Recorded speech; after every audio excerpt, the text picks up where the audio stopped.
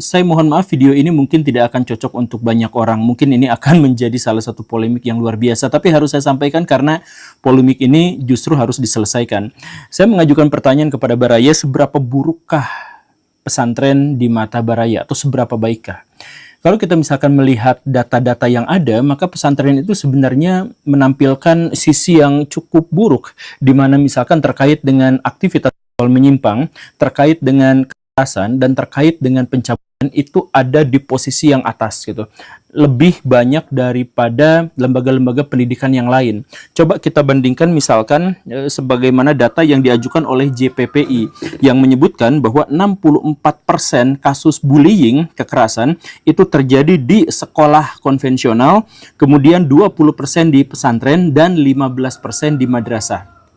Baraya akan menemukan bahwa, wih, di pesantren cuma 20% bandingkan dengan sekolah formal yang sampai 64% gitu kan, berarti pesantren hanya sepertiganya. Begitu sebenarnya cara membaca datanya tidak seperti itu, Baraya. Kalau misalkan kita melihat data secara keseluruhan, jumlah total siswa di Indonesia itu mencapai 53 juta orang. Sedangkan yang di pesantren itu hanya 4,9 juta orang. Artinya jumlah siswa di sekolah konvensional itu sekitar 11 kali lipat lebih banyak daripada di pesantren. Jadi ketika jumlah santri di pesantren itu hanya 1/11, tetapi angka bullying mereka itu sampai 1/3 dari jumlah total, maka berarti kalau Baraya punya anak kemudian dipesantrenin, maka kemungkinan dia untuk menjadi korban kekerasan itu 3 kali lipat daripada di sekolah konvensional, sekolah formal. Itu kan masalahnya. Kemudian kita beranjak, itu yang barusan itu soal bullying, soal kekerasan. Bagaimana dengan kekerasan seksual? Itu sama saja, saya ambil dari Komnas Perempuan. Datanya, kekerasan seksual yang paling banyak di lembaga pendidikan itu yang pertama itu ada di kampus, sekitar 27%, kemudian di pesantren 19%, lalu SMA 15%, lalu 7%-nya itu di SMP. Balik lagi ke data yang tadi ini, posisi 2 hanya 19%, tapi yang di pesantren itu jumlahnya hanya 1/11. Jadi balik lagi, kalau misalkan dikaitkan dengan total keseluruhan, maka kemungkinan putra-putri Baraya yang dimasukkan ke dalam pesantren untuk menjadi korban dari pencabulan itu sekitar 2 kali lipat daripada kalau di kampus kuliah. Begitu. Atau misalkan yang lain lagi terkait dengan penyimpangan seksual. Saya mohon maaf ya, ini dolar kuning kayaknya video saya itu, penyimpangan seksual. Kita tidak memiliki datanya terkait dengan lesbianisme dan homoseksual di pesantren. Tapi kalau misalkan Baraya cukup fobik terhadap istilah-istilah yang seperti itu, maka kita harus menyebut bahwa tidak ada datanya, itu justru menjadi sesuatu yang lebih mengerikan karena data itu disembunyikan. Jadi di pesantren itu, karena banyak laki-laki dan perempuan yang dipisah dalam waktu yang lama dan seterusnya, tapi mereka dikamarkan di tempat yang sama dengan sesama jenis, maka kecenderungan di antara mereka untuk melakukan penyimpangan-penyimpangan itu menjadi lebih terbuka, menjadi lebih besar daripada ketika Baraya menyekolahkan anak Baraya di sekolah biasa yang tidak berasrama. Nah, ini juga menjadi masalah utama Baraya, jadi silahkan pikirkan sama-sama gitu. Tapi pertanyaannya adalah, kenapa juga lembaga pesantren yang adalah representasi atau wajah dari Islam atau ide-ide terkait dengan Islam dalam hal pendidikan kok justru malah menampilkan wajah yang sangat buruk? Kenapa bisa seperti itu? Di episode ini kita akan jelaskan masalahnya dimulai dari hal yang paling mendasar. Simak videonya sampai tuntas, yuk kita bahas. Jangan salah paham untuk menganggap saya mengeneralisir masalah pesantren ini, karena tentu saja saya sebenarnya juga mengendorse 1 atau 2 pesantren sebelumnya. Tetapi coba silahkan Baraya cek video ini atau gambar inilah. Ini adalah Gus Jafar. Beliau mengecat rambutnya dengan warna-warni, dengan tampilan gondrong yang juga kurang bagus gitu ya. Kemudian yang unik dari beliau itu adalah kemana-mana nggak pakai baju, jarang pakai baju, bahkan ke undangan, bertemu dengan pejabat dan sebagainya itu cuman pakai kolor doang. Kemudian beliau itu suka ngadain konser dangdut besar-besaran di 4 panggung sekaligus, dan di situ beliau bergitar dengan melodi yang aneh, bernyanyi dengan yang aneh-aneh dan lain sebagainya. Ada banyak sekali keanehan terkait dengan beliau. Beliau juga ngemodif motor, kemudian kemana-mana tuh selalu bawa Fanta, selalu bawa produk Yahudi itu. Selalu bawa Fanta dan kemudian bawa rokok gudang garam. Luar biasanya dalam hal ini adalah banyak pejabat yang datang ke beliau untuk sowan, banyak orang-orang DPR atau caleg yang datang ke beliau untuk minta berkah dan lain sebagainya. Karena apa? Karena beliau dianggap sebagai wali, wali majdub. Jadi artinya ilmu pengetahuan dan kedekatannya kepada Allah Subhanahu wa taala itu lebih melampaui daripada kebanyakan orang di dunia. Begitu narasinya. Atau misalkan Baraya cek juga ini adalah Habib Bakar Segaf. Beliau adalah orang yang nampaknya kalau misalkan orang sepintas melihat bahwa beliau itu memang ODGJ gitu. Saya sih juga melihatnya seperti itu karena saya orang awam gitu ya. Ya maksudnya beliau tidak berpakaian kemana-mana, hanya menggunakan peci dan sarung, kemudian menunjukkan gelagat aktivitas fisik juga yang agak aneh gitu dan lain sebagainya. Tetapi beliau dianggap sebagai wali majdub. Jadi dianggap sebagai memiliki karomah dan berkah dan lain sebagainya. Satu hal yang penting dari dua fenomena ini adalah bahwa dua-duanya dicap sebagai wali di kalangan pesantren. Jadi kalau misalkan orang di luar pesantren mereka bingung, ini kan ya ini ODGJ, kelihatannya ODGJ, tapi kalau misalkan di pesantren Baraya akan menemukan oh tidak, mereka itu adalah orang yang suci, orang wali yang seolah Allah Subhanahu wa taala dibuat seperti itu karena kecintaan yang luar biasa yang tidak terkendali dalam dirinya. Kurang lebih narasinya seperti itu gitu. Nah, inilah yang menjadi salah satu masalah kenapa pesantren itu melahirkan banyak sekali cacat-cacat di dunia pendidikan gitu. Ya, dalam hal ini misalkan, kalau misalkan orang awam melihat ODGJ, maka selesai sudah dia ODGJ. Mungkin diobati, mungkin diisolir, mungkin juga ya jadi bahan candaan. Tapi apapun itu, orang-orang awam akan menganggap ODGJ sebagai ODGJ. Tapi kalau misalkan itu ada di lembaga pesantren, maka kita harus lihat dulu ODGJ itu. Apakah dia termasuk anak kiai, habib, atau bukan, atau orang awam. Kalau dia adalah anak kiai, dia adalah habib, dia apa? Bahkan ketika ODGJ-nya sudah nampak secara eksplisit pun, mereka tetap akan dikatakan sebagai wali. Tapi kalau yang ODGJ-nya itu adalah orang biasa, maka mereka akan disebut sebagai ODGJ biasa. Gila disebutnya, begitu. Nah, ini masalah utama. Jadi dalam hal ini, pesantren itu mensakralkan sesuatu yang profan. Ini penyakit utamanya. Kenapa pesantren tidak berkembang dan lain sebagainya itu karena mereka mensakralkan sesuatu yang profan. Apa yang mereka sakralkan? Misalkan pesantren sendiri. Pesantren itu kan sebenarnya adalah lembaga pendidikan produk budaya manusia Nusantara pada masa lampau untuk bisa mencitrakan bagaimana sistem pendidikan Islam yang berjalan di masa itu. Jadi itu produk budaya. Tapi kalau misalkan kita mengkritik pesantren, hujatannya luar biasa. Anda nggak ngerti apa-apa, ilmu Anda masih terbatas, siapa Anda berani mengkritik dan sebagainya. Padahal mengkritik produk budaya itu kan biasa aja, B aja gitu.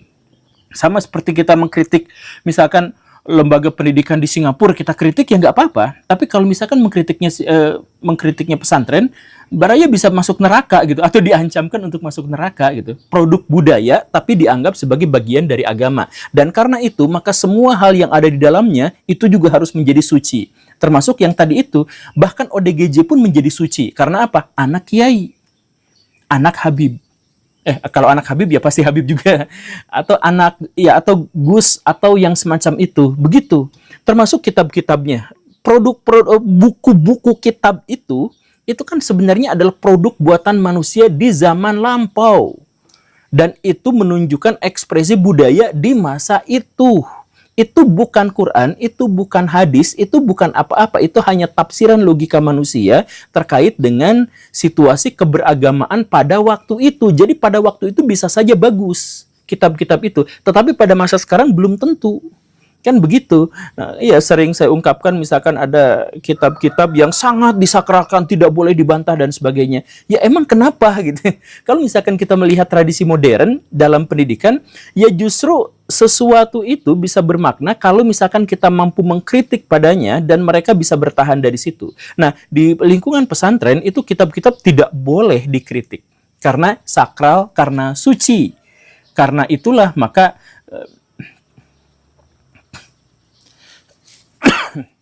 dan karena itulah menjadi tidak berkembang.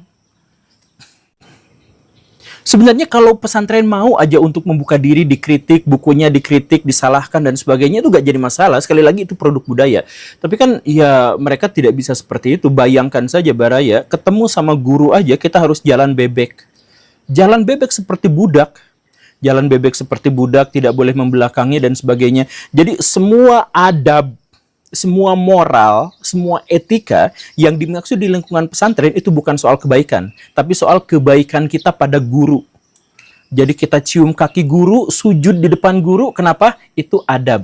Apakah itu ada dalam Islam? Tidak. Itu adalah produk budaya masyarakat pada waktu itu di Nusantara yang masih feodal. Tapi kita cenderung untuk mengabaikan itu. Kita langsung aja menjudge bahwa itu adalah bagian dari tradisi Islam yang sakral gitu. Jadi bayangkan sekarang Baraya, yang bukan Islam diperlakukan secara sakral sesuai dengan ciri-ciri keislaman. Akhirnya apa? Akhirnya mereka dinaikkan dan Islam dijatuhkan. Jadi gonggongan ejekan terhadap Islam menjadi semakin masif karena ya itu yang dicontohkan. Ini Islam tuh gini loh, sujud di depan ustadz, cium kakinya, makan bekas makanannya dan lain sebagainya, kan seperti itu gitu. Bahkan ODGJ pun kalau misalkan dia anak ustadz, maka dia harus dimuliakan setinggi-tingginya. Kata-katanya yang paling tidak jelas pun akan dicarikan maknanya. Oh ini gini, misalkan gini ya, ODGJ yang tadi gitu ya, yang wali tadi itu. Dia ngomong bahwa, wah Indonesia mah ada di Amerika gitu ya. Itu kan salah. Tapi orang-orang itu akan berusaha sekuat tenaga mengkhianati logikanya untuk ini maksudnya, ini tafsirnya sesungguhnya adalah begini-begini gitu. Ketika ada Habib yang makannya tuh aneh gitu, oh itu sedang berzikir. Jadi orang awam nggak akan bisa lihat. Jadi bagaimanapun kita udah bisa menerka bahwa itu adalah sesuatu yang salah, tapi kemudian disingkirkan. Pokoknya tidak boleh berpikir dengan cara seperti itu. Harus berpikir bahwa dia itu adalah orang suci gitu. Jadi pisau okam itu tidak akan berlaku sama sekali di sini gitu. Nah, termasuk juga dalam hal ini kalau ada guru ngajinya atau kiainya, misalkan saya mohon maaf, melakukan pencabulan kepada muridnya, itu semuanya pakai label agama. Dan karena disakralkan, maka santri-santrinya itu tidak memiliki keberanian dan kewenangan untuk melawan. Coba misalkan kemarin, ada santri yang dicabuli oleh gurunya, padahal sesama laki-laki. Si gurunya itu ngomongnya apa? Ini namanya zikir zakar. Jadi untuk mencapai rahmat Tuhan, keberkahan, maka dilecehkan secara seksual dengan judul namanya zikir zakar gitu. Dan kalau Baraya bisa cek semua misalkan kasus pencabulan ustadz terhadap santrinya, itu dilabeli mulai dari itu. Karena apa? Karena guru tuh sakral. Ketika mereka minta hal-hal yang berbau seksual, mereka juga disucikan dan dibenarkan dan diiyahkan. Itu kan, coba kalau misalkan tidak ada masalah yang pensakralan terhadap manusia, pensakralan terhadap hal-hal yang profan, itu sebenarnya udah selesai masalahnya tuh. Nah, ini dilapisi bahkan menjadi lebih besar lagi dengan logika mistik. Logika mistik itu adalah menggantungkan argumentasi kita pada sesuatu yang tidak bisa dibuktikan, pada sesuatu yang gaib. Jadi misalkan kemarin ya, kenapa terjadi kebakaran di Amerika Serikat, di LA? Oh, penyebabnya adalah Donald Trump ngomong ngejelek-jelekin Palestina. Jadi Donald Trump ngomong, dampaknya adalah kebakaran LA. Ini kan sebenarnya nggak nyambung, nggak ada kausalitasnya di sini tuh, nggak ada hubungannya di sini. Bahkan kalau misalkan kita ambil yang lebih nggak nyambung aja, tetap jadi misalkan gini lah. Kalau misalkan Donald Trump memang menjadi penyebab dari kebakaran, kenapa yang kebakarannya itu bukan Israel? Kenapa kebakarannya itu bukan Washington DC? Kenapa kebakarannya bukan Texas misalkan? Yang di situ adalah pemuja Zionis semua. Kenapa LA yang kebakaran? Padahal LA itu di sana banyak sekali muslimnya dan banyak sekali orang yang pro terhadap Palestina. Kan begitu kan mikirnya itu di situ. Tapi kan mereka gak mikir karena logika mistika. Jadi segala sesuatu. Kenapa kamu misalkan belum dapat jodoh terus? Ya karena jodoh saya yang dekat pun diambil sama orang lain lewat guna-guna. Kenapa dagangan kamu itu nggak laris? Ya karena rezeki mah kan sudah ada yang atur. Saya juga sebenarnya ada rezeki yang atur, tapi dia pakai penglaris, saya diguna-guna dan lain sebagainya. Logika mistika itu sebenarnya Baraya sangat-sangat berbahaya. Nah, seperti yang dikatakan Tan Malaka, kalau dia ada di dalam satu bangsa, bangsa itu nggak akan maju selamanya. Kalau logika mistikanya kuat. Kenapa seperti itu? Karena mereka menghilangkan kausalitas logika paling dasar dalam menyelesaikan masalah. Jadi misalkan gini nih ya, kalau saya dagang bakso gitu ya. Kemudian di sebelah saya ada yang jualan bakso juga. Yang dia laku keras, yang saya tidak laku. Kalau misalkan menggunakan logika formal, saya akan berpikir, kok dia laku saya nggak laku? Maka kemungkinannya adalah mungkin bakso saya kurang enak, mungkin pelayanan saya kurang manis, mungkin tempat saya kurang strategis, dia ininya lebih gede gitu ya, apanya itu teh, si bannernya, sedangkan saya lebih kecil, kan dia akan berpikir hal-hal yang seperti itu. Itu logika formal, sebab akibatnya jelas. Kalau misalkan saya nggak laku, mungkin potensinya adalah pelayanan saya tidak baik. Nyambung kan? Tapi kalau misalkan diajarkan di pesantren logika mistik, kenapa kamu dagangannya nggak laku? Ya karena dia mau menggunakan ini penglaris itu yang ada kucing di gini-gini itu, ya dan lain sebagainya. Akhirnya apa? Dia tidak menemukan solusi dari dagangan baksonya yang tidak laku. Selamanya aja menjadi seperti itu. Dan itu kan yang diajarkan di pesantren. Coba Baraya misalkan ke pesantren. Sekali lagi gak semua ya, saya nggak mengeneralisir. Saya nge-endorse pesantren di beberapa tempat gitu. Tapi balik lagi, misalkan Baraya datang ke pesantren, apa yang dilakukan? Baraya ngeluh ke sana, Pak, saya tuh banyak utang. Apa yang mereka lakukan? Yang mereka lakukan adalah wirid ini sekian dalam sehari sekian, sorenya sekian, maka utangnya pasti akan lunas. Pak, saya tuh dikejar-kejar debt collector. Bacakan doa ini. Kalau misalkan ketemu sama debt collector, bacakan ini kepada dia. Dia pasti kayak gitu kan. Pak, saya itu sekarang nggak punya pacar terus. Kenapa ya? Saya tuh pengen punya pasangan untuk digrepe-grepe, tapi kok saya tidak punya. Oh, kayak gitu. Ini doanya. Nah, jadi wiridnya itu adalah seperti ini. Kemudian melakukan ritual yang begini dan begitu. Itu yang diajarkan di banyak pesantren di Indonesia. Nah, itulah yang akhirnya menyebabkan orang yang miskin selamanya miskin, orang yang berhutang selamanya berhutang. Bahkan saya dibully, dihujat habis-habisan kemarin lalu itu ketika saya mengkritik. Ketika ada orang yang butuh berkah, dia malah pajang foto. Ya kalau pajang foto untuk kecintaan, ekspresi kecintaan ya agak jadi masalah, silahkan itu mah urusan dia gitu. Tapi kalau misalkan itu adalah untuk ngalap berkah, nah tepat disinilah masalah kita. Dan lagi-lagi itu budaya itu hanya dihasilkan oleh budaya pesantren. Makanya kita susah maju. Jadi kalau misalkan kita lihat statistik di Indonesia yang menyebutkan bahwa walaupun muslim di Indonesia mencapai 85%, tetapi penguasaan mereka terhadap ekonomi itu hanya 15%. Kenapa bisa seperti itu? Karena kalau misalkan yang orang-orang non-muslim itu gak kepikiran logika mistika yang sampai sedetail, sejelas, dan semengerikan itu. Kalau misalkan Baraya bangkrut, ya mikir gimana solusinya. Kalau misalkan Baraya dijauhi sama perempuan, misalkan ya mikir bagaimana solusinya. Pikiran-pikiran itu harus melibatkan logika formal, bukan logika mistik. Nah, akhirnya apa? Ketika terjadi di pesantren yang begini dan begitu, ya pakai logika mistik. Apa-apa pakai logika mistik. Kenapa bisa seperti itu? Ya karena itu tamengnya. Biar tidak dikritik, biar tidak dihujat, biar tidak diapa-apakan. Jadi itu adalah jalur termudah untuk bisa mendapatkan uang yang memadai, yang cukup. Kan begitu. Dan ditambah lagi kalau sudah seperti itu apa? Baraya dieksploitasi. Bisa aja anak-anak Baraya yang masuk ke dalam pesantren itu berujung pada masuk ke mobil carry, kemudian keliling kota bawa kotak amal. Coba yang pakai itu, yang pakai speaker sholawatan, kemudian pakai mobil carry, kemudian ada orang-orang yang ini, nggak ada dari kalangan gereja, itu nggak ada. Itu hanya dari kalangan pesantren. Memalukan, dan ini fakta yang pahit, tapi terimalah Baraya untuk apa? Agar kita bisa menemukan solusinya. Kita tahu itu salah, berarti kita tidak melakukan hal yang seperti itu lagi. Jadi nggak apa-apa kalau misalkan kita mengkritik itu, karena itu adalah produk dari kebudayaan. Sejak sekitar tahun 2005-an, tahun 2010-an sampai sekarang, lembaga-lembaga tahfidz Quran itu menjamur di mana-mana, banyak sekali. Bahkan tetangga-tetangga kita kadang-kadang juga buka lembaga tahfidz Quran yang semacam itu. Pesantren-pesantren hafidz juga sekarang mengemuka. Dulu hampir tidak ditemukan, sekarang ditemukan pesantren khusus tahfidz gitu ya. Kenapa bisa begitu?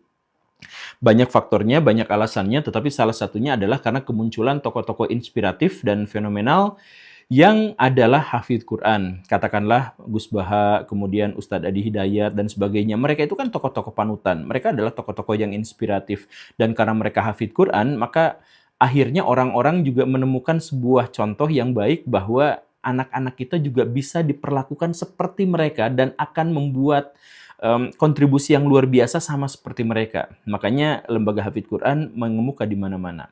Tetapi di sini saya ingin melawan arus. Saya mohon Baraya jangan dulu memasukkan anak-anak Baraya kepada lembaga-lembaga hafidz Quran. Kenapa bisa seperti itu? Ini bahaya banget. Simak videonya sampai tuntas, yuk kita bahas.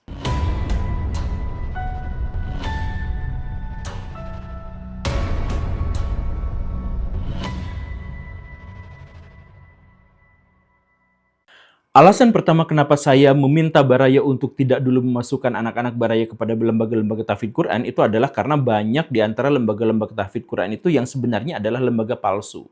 Jadi mereka menggunakan anak-anak Baraya justru bukan untuk membuat mereka hafidz Quran, tapi menggunakan mereka untuk ngemis. Ada yang ngemis di YouTube, ya Allah berikan rezeki yang melimpah kepada orang ini karena telah memberi kami sumbangan. Pokoknya mah kalau misalkan Baraya lihat short YouTube, kebanyakan orang yang minta sumbangan itu adalah yang berhubungan dengan pesantren-pesantren atau lembaga-lembaga hafidz Quran. Ada yang Qurannya itu ditampilkan betapa jeleknya, ada yang ditampilkan santri-santrinya yang kelaparan. Pokoknya mah itu dibuat sedramatis mungkin agar apa? Agar menarik simpati orang-orang yang menontonnya. Jadi ini pure pengemis, pure mengemis.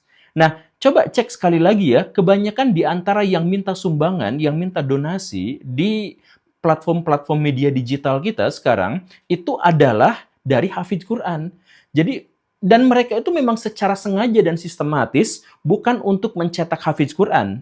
Bahkan saya tuh benar-benar mengetahui ada orang, ada kelompok orang yang kita bikin lembaga hafidz Quran agar apa? Agar kita nanti bisa bikin proposal yang diajukan kepada pengusaha, yang diajukan pada tokoh-tokoh publik, yang diajukan pada perusahaan-perusahaan, minta mereka untuk memberikan sumbangan kepada kita. Kita tampilkan foto anak-anak yang kita bina, yang hafidz Quran gitu, dan lain sebagainya gitu. Jadi minta sumbangan di YouTube iya, minta datang ke perusahaan-perusahaan iya, bahkan mereka juga minta ke pemerintah. Makanya kemarin Pak KDM itu sampai menjelaskan bahwa saya harus menghentikan hibah provinsi kepada lembaga-lembaga pesantren keagamaan yang segala rupa yang seperti itu, karena di situ ternyata banyak sekali unsur-unsur korupsinya, banyak sekali unsur-unsur punglinya, dan banyak sekali muatan-muatan politik di dalamnya. Intinya adalah untuk memperkaya pemilik lembaga-lembaga keagamaan itu gitu. Jadi mereka sengaja seperti itu. Jadi apakah mereka berniat untuk misalkan anak ini supaya hafiz? Enggak. Kadang-kadang mereka juga tidak memiliki kurikulum yang jelas. Kadang-kadang gitu ya. Kalaupun misalkan ada, ya targetnya nggak harus hafiz lah. Kan setiap orang juga beda-beda. Ada yang hafalannya baik, ada yang hafalannya kurang, dan seterusnya. Yang penting mereka bisa menjalankan yayasannya dan mendapatkan keuntungan. Karena dari situlah mereka bisa nyari sumbangan. Begitu kan? Itu banyak, makanya silakan Baraya nonton short YouTube, Baraya silakan nonton TikTok, itu iklan-iklan yang bersebaran itu adalah iklan-iklan yang seperti itu. Dan kalau misalkan Baraya adalah perusahaan, Baraya adalah public figure dan sebagainya, yang minta-minta seperti ini juga Baraya akan datang. Dan kalau misalkan Baraya datang ke provinsi-provinsi, itu nanti ada hibah dari provinsi ke lembaga-lembaga keagamaan, mereka juga banyak yang minta-minta seperti itu gitu. Ya didominasi oleh orang-orang yang mengaku lembaga hafidz Quran. Kan mereka juga nggak terlalu peduli apakah dengan cara seperti ini mereka melecehkan Islam atau tidak, mereka mempermalukan Islam atau tidak, mereka nggak peduli. Dan tidak akan ditegur juga sama MUI, mana ada MUI menegur hal-hal yang seperti itu. Kalau misalkan ada pelecehan terhadap agama Islam dan sebagainya, kan biasanya MUI itu diam, selama pelakunya itu adalah dari kelompok mereka sendiri gitu. Mungkin seperti itu, biasanya terlihatnya seperti itu gitu. Nah, tapi ya, itu fenomena yang terjadi dan Baraya saya yakin juga bisa melihat hal yang semacam itu. Makanya kalau misalkan saya tanya kepada Baraya, mau nggak Baraya memasukkan anak kepada lembaga tahfidz, tetapi anak Baraya itu akan dijadikan model untuk mengemis. Dan dijadikan tampang-tampangnya itu, foto-fotonya itu akan dipajang untuk meminta sumbangan, meminta donasi agar mereka bisa menjadi lebih kaya raya. Itu adalah alasan pertama kenapa saya meminta hold dulu kalau misalkan Baraya mau memasukkan anak ke lembaga tahfidz. Yang kedua masalahnya adalah karena lembaga-lembaga tahfidz itu digunakan oleh oknum-oknum, oleh maklar-maklar agama yang jahat, oleh anak buah Dajjal itu untuk semakin memperdalam pesimisme orang tua terkait dengan masa depannya atau kehidupan setelah kematiannya. Jadi mereka itu biasanya menceritakan dari hal yang paling dasar. Bahwa Bapak Ibu itu pasti susah masuk surga. Karena apa? Ya ibadahnya susah, sekalinya ibadah juga nggak hafal bacaannya, nggak ngerti tafsirnya. nggak ngerti rukunnya, tapi kalau misalkan maksiat begitu jelasnya, begitu mudahnya, aib ada di mana-mana, skandal ada di mana-mana. Sok pahami dengan situasi yang seperti ini, emang ibu bapak bisa masuk surga? Susah. Nah, biar mempermudah, ikut pengajian di kami. Nah, kan biasanya begitu kan. Jadi itu modus sama seperti ya Mama Gufron gitu ya, atau para Habib-Habib di Indonesia itu kan doktrinnya itu sama gitu, menjelek-jelekan, membuat pesimis. Nah, setelah itu ayo ikut ngaji sama kita. Kalau misalkan ngaji bersama saya, duduk sama aulia aja, sama wali aja, itu bisa lebih baik daripada sholat gitu kan. Wah, dan seterusnya mereka tuh ajarkan seperti itu. Nah, lembaga Hafidz Quran itu digunakan untuk seperti itu. Untuk menarik simpati masyarakat, tapi sekaligus juga untuk membuat mereka semakin pesimis. Makanya doktrin yang mereka tawarkan kepada orang tua itu adalah, Bapak, Ibu kan susah masuk surga ya, tapi kalau misalkan anaknya ke kami, kemudian hafiz Quran, maka dia akan memberikan mahkota di surga nanti. Itu lembaga Hafidz itu terkenal sekali sering ngomong kayak gitu. Nanti kalau Hafidz Quran anaknya itu kan nanti orang tuanya akan diberikan mahkota di surga. Itu untuk apa? Setelah mereka dijatuhkan, setelah mereka menjadi pesimis, kemudian diangkat, dikasih solusi instan. Yaitu apa? Ya mahkota tadi itu. Bukan mereka yang memberikannya, tetapi ya mereka menjadi maklarnya seperti itu. Makanya kalau misalkan Baraya, ini mah kalau misalkan mau pure ngomongin soal etika Islam ya, kalau misalkan Baraya ngomongin soal etika Islam yang sesungguhnya, maka pahaminya kurang lebih adalah seperti ini. Baraya tahu kan Imam Syafi'i itu adalah salah satu tokoh yang inspiratif yang hafiz Quran sejak usia dini. Bagaimana dia bisa menghafal Quran? Karena keluarganya. Karena ibunya secara terkhusus yang memang memberikan pengajaran dan kesadaran terkait dengan kedekatan dengan Al-Quran. Begitu kan? Kemudian Baraya misalkan ngecek tokoh yang sekarang fenomenal, Ustadz Adi Hidayat. Kenapa Ustadz Adi Hidayat bisa hafid? Karena sejak kecil keluarganya memperkenalkan dengan kebaikan-kebaikan dan pembiasaan-pembiasaan dengan Al-Quran. Kan begitu. Nah, sekarang dibalik. Jadi orang tua yang putus asa, orang tua yang apa, udah datangkan ke kami, biar kami bisa mengajarkan hafiz Quran, biar bisa mengenakan mahkota di surga nanti gitu. Jadi Baraya, please lah ya, jangan ngambil jalan instan. Kalau memang mau masuk surga, bapak ibu yang beribadah habis-habisan. Kalau memang mau masuk surga, ibu bapak yang dermawan kepada sesama, itu saja. Jangan malah mengenumbalkan dan menjadikan anak kita itu sebagai cara batu loncatan untuk masuk surga secara instan gitu. Ya seperti ayahnya Ustadz Adi Hidayat gitu. Mereka tuh gak berpikir soal nanti saya dapat surga dari Ustadz Adi Hidayatnya. Gak, mereka mengajarkan kepada anaknya begitu gitu. Jadi dari keluarganya, bukan nyuruh kepada orang lain, sedangkan kitanya sendiri sebenarnya putus asa dan putus harapan. Jadi justru anak-anak kita itu dijadikan sebagai anak tangga gitu. Itu kan sebenarnya keterlaluan. Nah, kalau misalkan Baraya punya niatan seperti itu, maka silahkan urungkan. Karena itu benar-benar jahat Baraya. Kalau mau masuk surga tapi nginjek kepala anak sendiri gitu. Harusnya dibalik. Itu masalah yang kedua ya, orang tua durhaka. Masalah yang ketiga, kenapa saya tidak menyarankan Baraya untuk segera memasukkan anak ke dalam lembaga tahfidz Quran? Ya karena setiap anak itu memiliki karakteristik yang berbeda-beda. Jadi ceritanya gini, kemarin lalu Pak KDM itu bikin sebuah peraturan, bikin sebuah kebijakan. Anak-anak yang nakal itu masukin ke barak militer. Itu ditentangnya sama banyak pihak. Karena apa? Ya karena itu melanggar hak-hak anak.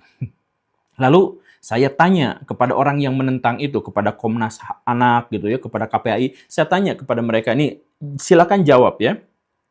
Kalau misalkan mereka mempertanyakan kebijakan dari KDM, kenapa mereka diam ketika anak-anak yang masih bocil umur 6 tahun, 7 tahun diantarkan sama orang tuanya secara paksa ke pesantren, katanya untuk dididik, untuk didisiplinkan agar dia hafidz Quran. Mereka nangis, mereka peluk orang tuanya, nggak mau pisah, tapi tetap harus dipisahin.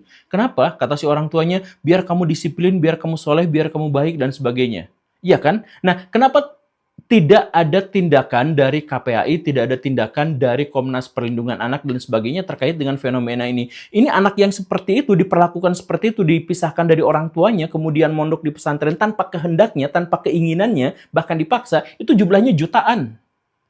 Kenapa KDM yang jumlahnya sangat sedikit dan itu pun anak usia SMA diprotes, sedangkan anak-anak yang seperti ini tidak? Coba saya tanyakan. Nah, dalam hal ini, hafiz Quran itu kan seperti itu. Jadi banyak sekali orang tua yang putus asa dengan masa depan, kehidupan setelah kematiannya, kemudian memaksakan anaknya. Padahal anaknya tuh nggak mau, atau anaknya itu sebenarnya berpotensi di bidang lain, tapi nggak peduli.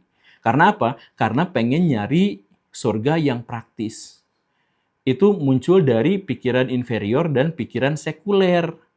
Jadi baraya gini ya, kalau misalkan kita mau masuk surga, itu jalannya bisa dengan jadi pejabat, bisa. Pejabat jujur, mengayomi masyarakat, mencintai mereka, dan kemudian amanah, maka kita akan masuk surga. Gak harus dengan jalur hafidz. Atau misalkan kita bisa jadi insinyur.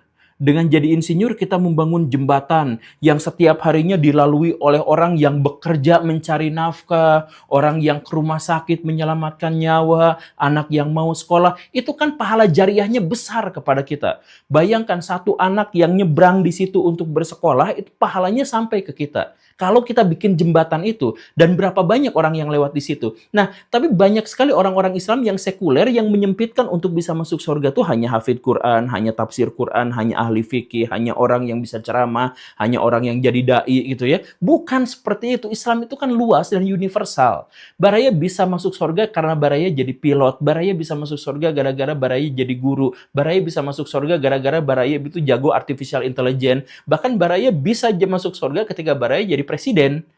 Iya kan seperti itu. Jadi ketika anak memiliki kecenderungan, harapan, cita-cita, keinginan, kecenderungan, potensi, bakat bahwa mereka sebenarnya ingin jadi atlet, mereka bisa jadi, itu bisa mengantarkan mereka ke sorga. Tapi kita mah ada picik tuh. Jadi kalau mau masuk sorga ya hafiz Quran dan sebagainya. Jadi anak-anak itu dipaksa. Makanya dalam hal ini banyak sekali anak-anak di Indonesia yang hafidz Quran itu terpaksa. Dan akhirnya apa? Masa lalunya, kehidupannya jadi kelam. Jadi mereka tuh menderita, mereka tuh traumatik, dan akhirnya mereka pas gede kehilangan orientasi. Luar biasanya apa? Bahkan ada yang murtad, banyak yang murtad. Saya kenal orang langsung, dia hafidz Quran, salah satu yang paling cerdas, tapi ketika dia sudah gede, dia jadi musuh Islam. Saya kenal orangnya langsung. Kenapa bisa seperti itu? Ya karena traumatik sejak kecil gitu. Kecerdasannya diabaikan, tapi dia dipaksa untuk mengikuti hasrat keinginan orang tuanya untuk masuk surga secara instan dengan menumbalkan anaknya. Itu alasan yang ketiga. Kemudian alasan yang berikutnya, yang keempat, ya karena sebenarnya pesantren di Indonesia itu masih problematik. Di episode yang lampau saya jelaskan bahwa secara statistik, angka kekerasan di pesantren itu 3 kali lipat lebih tinggi daripada di lembaga pendidikan yang lain. 3 kali lipat. Pelecehan seksualnya juga sekitar 3 kali lipat lebih tinggi. Kemudian penyimpangan seksual itu juga tinggi. Baraya cek di berita sekarang, misalkan pengasuh pondok hafiz Quran dan seterusnya itu melakukan pencabulan, itu banyak. Itu melakukan persekusi, itu banyak, masih banyak yang seperti itu. Makanya aneh kalau misalkan ada, ya balik lagi ke yang tadi itu ya, KDM misalkan. KDM bikin aturan yang nakal dimasukin ke barak militer. Tentara itu tidak memiliki catatan sampai sejauh yang kita ketahui soal pelecehan seksual, soal pencabulan dan sebagainya, iya kan? Tapi kalau yang pesantren itu statistiknya ada dan banyak. Tapi justru malah dimasukin ke pesantren daripada ke sini gitu. Nah, sekali lagi ya, saya nggak ngejelekin pesantren, saya justru ingin membela pesantren, ingin membersihkan mereka dari para pemalsu gitu.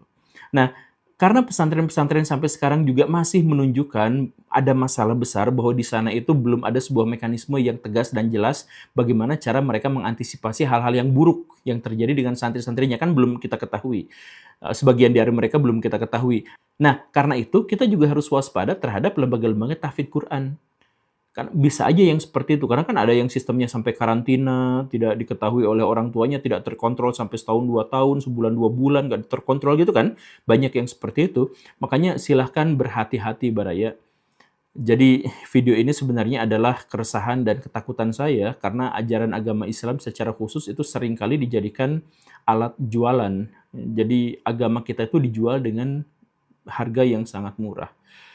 dan mereka mengatasnamakan Islam, dan lembaga-lembaga Islam yang besar-besar itu nggak mau ngambil tindakan pada para penista agama ini, ya diabaikan saja. Kecuali kalau misalkan yang menista itu adalah orang sipit gitu, orang pakai salib gitu, baru mereka itu gercep. Tapi kalau misalkan dari kelompok mereka sendiri, pura-pura nggak lihat, ya mungkin karena mereka juga kebagian keuntungan dari situ gitu ya, mungkin gitu ya. Ya, terima kasih karena sudah menyimak. Saya Guru Gembul, pamit. Assalamualaikum warahmatullahi wabarakatuh.